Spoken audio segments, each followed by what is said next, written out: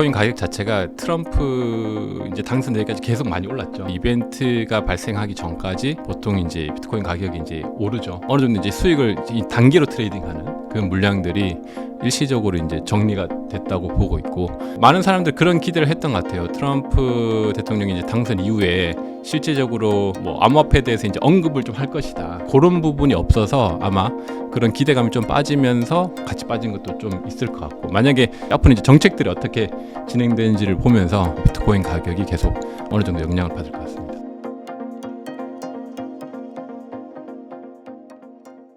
안녕하세요. 인터뷰 진행을 맡은 카프카입니다. 오늘은 데니월드 김동환 대표님 모시고 암호화폐 시장에 대한 이야기 나누어 보도록 하겠습니다. 대표님 안녕하세요. 네, 안녕하세요. 네, 간단하게 인사 부탁드립니다.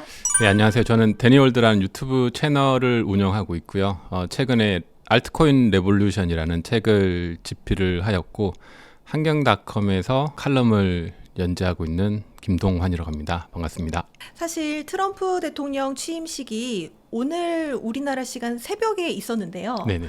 트럼프 대통령 취임 이전에 비트코인 가격이 무섭게 치솟아서 이게 신고가를 경신을 했는데, 갑자기 트럼프 취임식 이후에 이렇게 뚝 떨어져 버렸어요. 네네. 네. 어떻게 보세요, 지금 상황을? 원래 그 비트코인 가격 자체가 트럼프 이제 당선되기까지 계속 많이 올랐죠. 네. 뭐 중간에 조정도 있었고, 그러다가 원래 이게 약간 이벤트적인 게 있어서 그 이벤트가 발생하기 전까지 보통 이제 비트코인 가격이 이제 오르죠. 오르고 나서 어느 정도 이제 수익을 단기로 트레이딩하는 그 물량들이 일시적으로 이제 좀 이제 정리가 됐다고 보고 있고, 그리고 나서 이제 뭐 좀 조정이 올 수 있지만 이것이 또 이제 앞으로 쭉 가긴 할 겁니다. 근데 원래 이제 비트코인 가격이 어떤 뭐 뉴스라든지 네. 호재라든지, 이게 어떻게 트럼프 대통령이 당선됐다는 건 굉장히 큰 호재잖아요.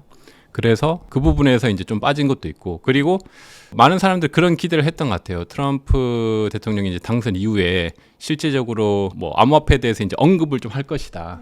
근데 그런 부분이 없어서 아마 그런 기대감이 좀 빠지면서 같이 빠진 것도 좀 있을 것 같고, 만약에 굉장히 이제 적극적으로 이야기를 했다면 오히려 좀 더 올랐을 수도 있는데, 사실 그렇게 적극적으로 이야기를 하기에는 좀 조심스러운 부분이 있지 않았나. 그래서 그렇게까지는 좀 기대하기 힘들고, 이제 앞으로 이제 정책들이 어떻게 진행되는지를 보면서 비트코인 가격이 계속 어느 정도 영향을 받을 것 같습니다. 말씀하신 것처럼 추후에 어떠한 이게 정책 발표가 좀 이어지지 않으면 또 더 깊은 조정이 있을 수도 있다라는 또 뜻으로도 해석이 될 수 있을 것 같은데요. 어떻게 보시나요? 뭐 그렇지는 않고요. 그런 조정보다는 사실 비트코인이 많이 올랐어요. 6만 불부터 지금 거의 10만 불 터치하고 그 위까지 계속 쉼없이 달렸기 때문에, 당연히 이제 기술적으로 차트를 봐도 좀 조정이 있어야 되는 구간이기도 하고, 그래서 뭐 그런 이제 트럼프 대통령이 의외로 정책 이런 걸 좀 늦게 진행해서 그런 것들이 좀 어느 정도 반영이 있을 수는 있지만 건강한 조정이다 이렇게 보고 있고, 그리고 트럼프 대통령이 계속 할 겁니다. 한다고 보고 있고, 그런 이제 시기나 어떤 타이밍, 구체적으로 어디까지 하는지가 좀 중요한 관점 요소긴 한데, 이 호재가 이제 시작했기 때문에 이게 이제 예전처럼 막 급락하고 빠지는 건 아니고 앞으로 당분간은 계속 상승장을 유지할 것이다 이렇게 보고 있습니다. 사실 제가 전에 이게 다른 채널에 나오신 것 중에 앞으로 트럼프가 비트코인과 결별할 가능성이라는 영상을 봤는데요. 네네. 이거 혹시 어떤 내용인가요? 트럼프 대통령이 사실 비트코인하고 결별할 가능성은 없죠. 그런 이제 썸네일로 있었던 영상 같은데, 사람들이 이제 트럼프 대통령이 원래 과거에는 비트코인은 굉장히 반대였거든요. 그래서 트럼프는 반대였는데 이 대통령 되기 전부터 굉장히 이제 친화적으로 바뀌었고, 그 바뀐 배경에는 여러 가지가 있지만 제 개인적으로는 과거와는 다르게 암호화폐가 이제 굉장히 주류 산업에 많이 올라왔고, 그리고 이 비트코인이라는 이 자산 자체를 미국이 선점하지 않으면 트럼프는 이제 중국하고 이렇게 같이 보는 거잖아요. 그래서 중국이 원래 암호화폐 시장에 굉장히 적극적이었거든요. 그러니까 정책적으로는 이렇게 대놓고 하진 않았지만 비트코인 채굴이라든지 모든 대부분의 비트코인 산업들이 거래소라든지 이런 것들이 거의 다 중국에서 주로 움직였단 말이에요. 자본들도 그렇고. 그런 시장에서 이제 미국이 이 주도권을 이제 가져가야 되는 입장으로 바뀐 거죠.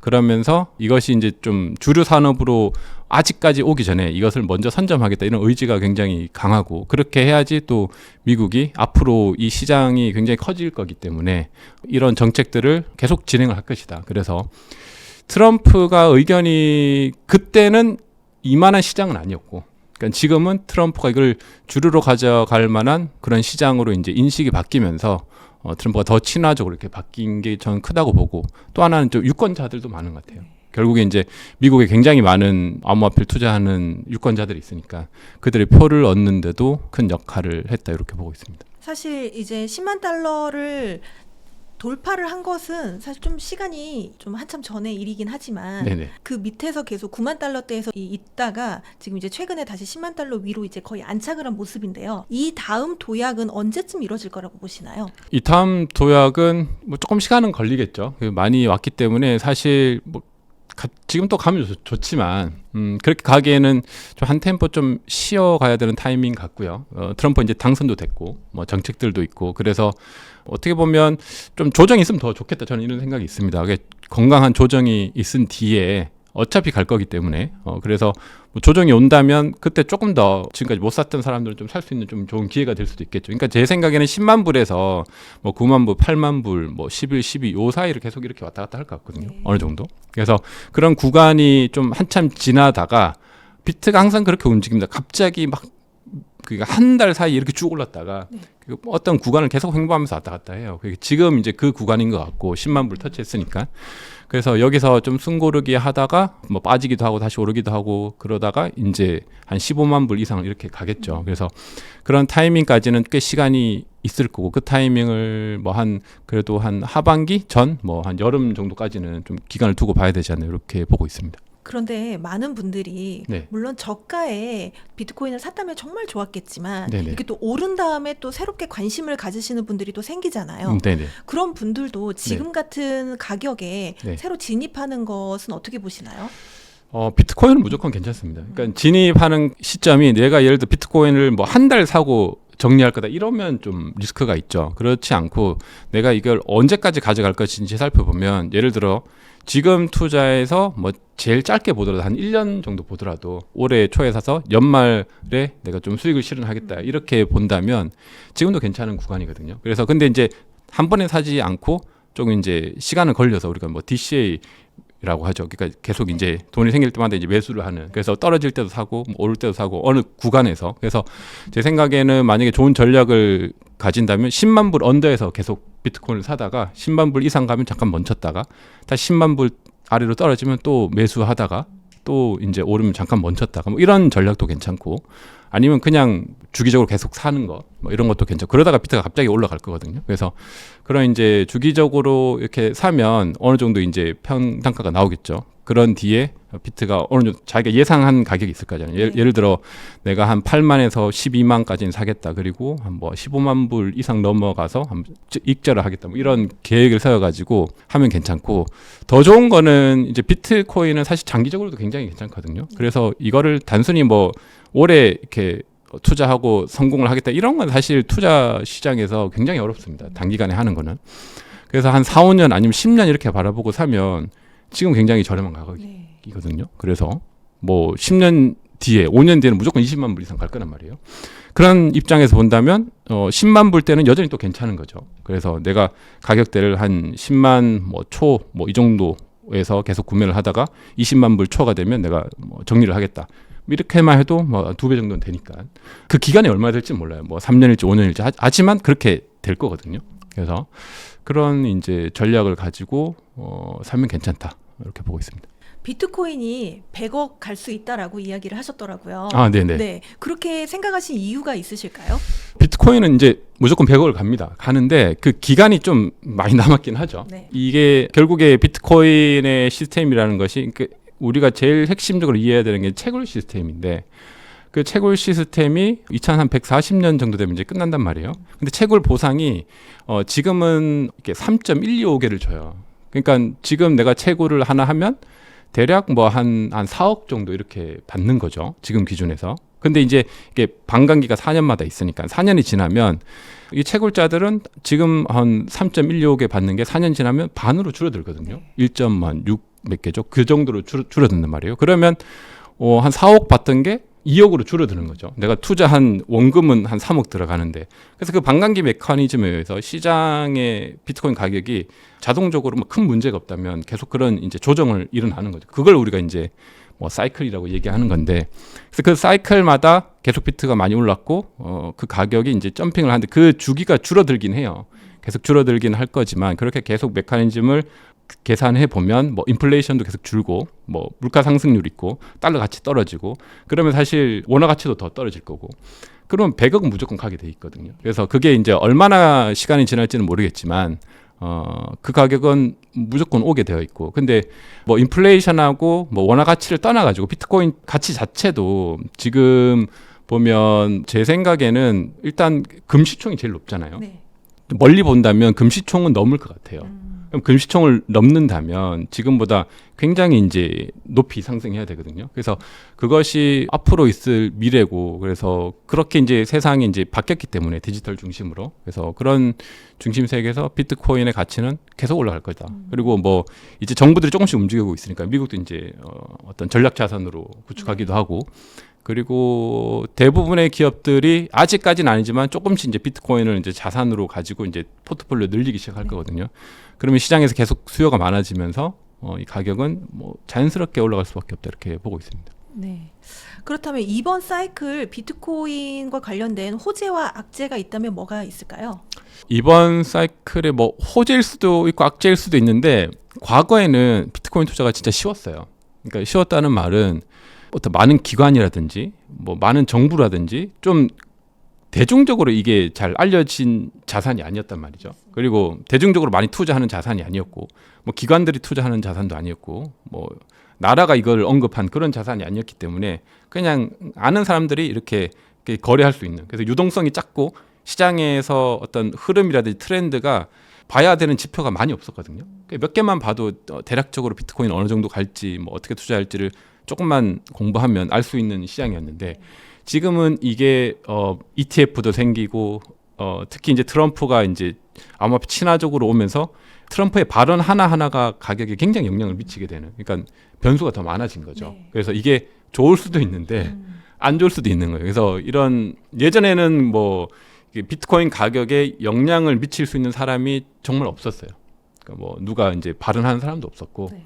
그거에 대해서 뭐 대통령이 발언한다고 하더라도 비트코인 가격이 크게 영향이 없었는데 지금은 트럼프가 어떤 정책을 하고 이 구체성이 얼마인지 그리고 뭐 트럼프가 가지고 있는 어떤 재단에서 어떤 자산을 매입했는지에 따라서 가격이 막 급락하고 막 네. 그렇게 되는 거죠. 그래서 좀 더 어려워졌다. 예전보다 봐야 될 게 많고 좀 복잡해졌다. 그래서 이게 호재일 수도 있죠. 그러니까 뉴스가 좋은 뉴스면 가격이 바로 반영이 되고 네.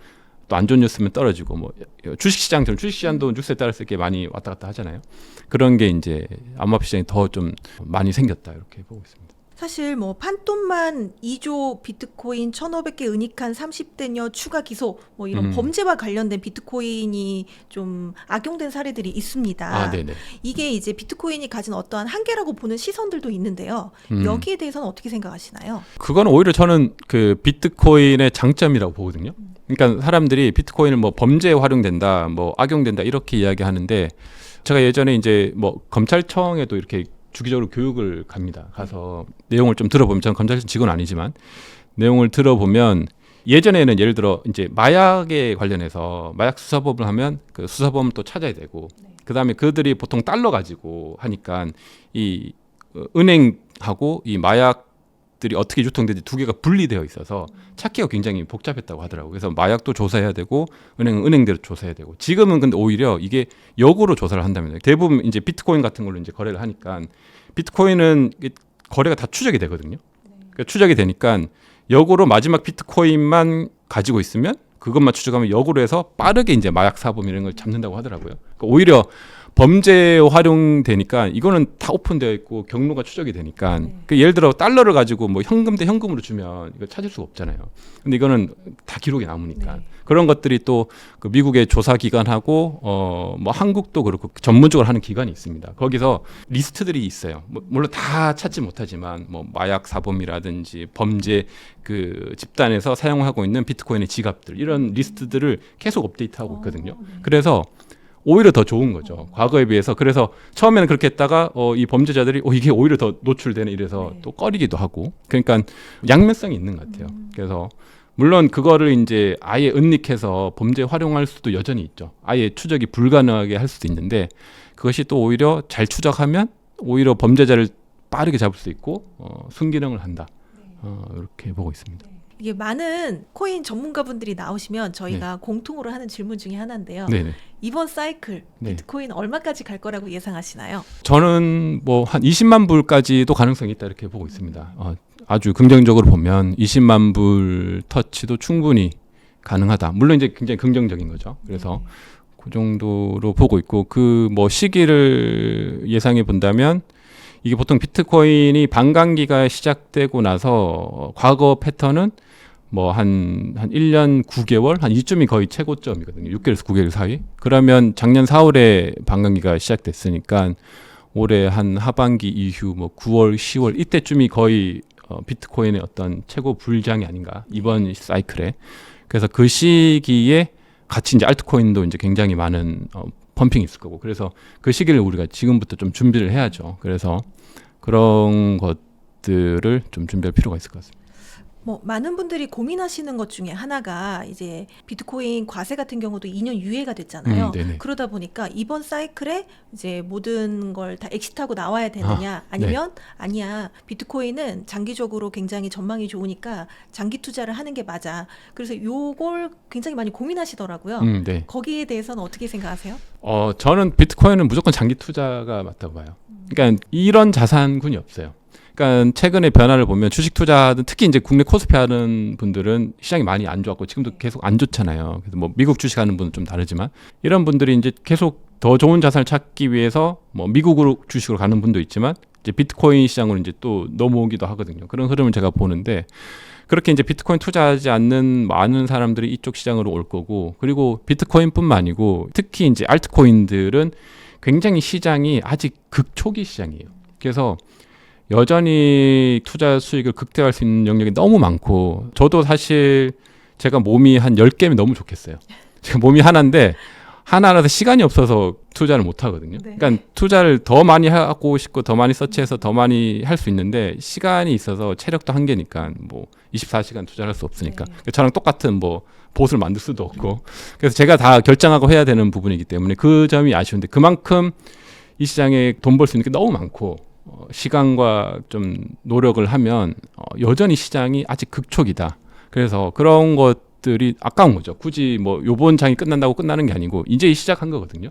그래서 그런 앞으로 뭐 10년, 20년, 30년 굉장히 더 커질 시장이기 때문에 이거를 뭐 1년 하고 끝난다? 그러기에는 아쉽죠. 그리고 나중에 후회를 하게 되죠. 앞서 말씀해 주신 것처럼 지난 사이클들과는 다르게 뭐 국가나 기업, 기관들의 자금이 들어오면서 네네. 기존의 사이클과 조금 바뀔 수 있다라는 의견도 이제 일각에서는 있는데요. 네네. 그건 어떻게 보시나요? 그게 확실히 바뀐 것 같아요.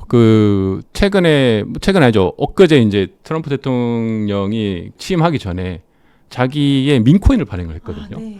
그래서 트럼프 민코인을 발행하는 걸 보면서 와 대통령이 이 알트코인을 발행을 하네? 그거는 뭐 여러 가지 의미가 있겠죠. 해석의 그 범위가 많은데 어쨌거나 그 말은 내가 미국의 대통령으로서 이 알트코인이라는 시장을 내가 적극적으로 지지하겠다라는 그런 행동으로 저는 해석이 되거든요. 네. 그러니까 뭐 트럼프 코인이 뭐 많이 오르든 적게 오르든 그거는 뭐 별개의 문제고 이미 많이 오르긴 했지만 그게 이제 자기 이름으로 내는 거잖아요. 그 뭐 일반 뭐 기업 뭐 대표가 그렇게 하는 것도 쉽지 않은데 예를 들어 뭐 삼성의 이건희 회장이 삼성 코인을 발행했다고 생각해 보세요. 굉장히 우리나라 정서로서는 이게 잘 이해가 안 되죠. 그래서 시장에 보면 가짜 삼성 코인 엄청 많은데 근데 미국의 어떤 뭐 유명한 뭐 기업 대표도 아니고 대통령이 취임 전에 자기 코인을 발행했단 말이에요. 직접.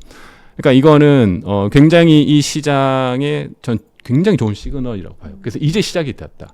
그래서 비트코인은 원래 있는 자산이지만 특히 이제 알트코인 시장이 이제 사람들이 만들어서 산업을 일으킬 수 있는 주된 산업인데 여기가 트럼프가 이제 내가 이거를 적극적으로 좀 지지하겠다 이런 굉장히 큰 의지가 있는 것 같습니다. 그래서 사이클이 과거하고는 좀 다른 것 같아요. 그래서 저도 이 트럼프 코인이 나오기 전까지는 어떤 생각을 했었냐면 그래서 매번 사이클마다 반감기 끝나는 지점에서 엑싯을 해야 되거든요. 네.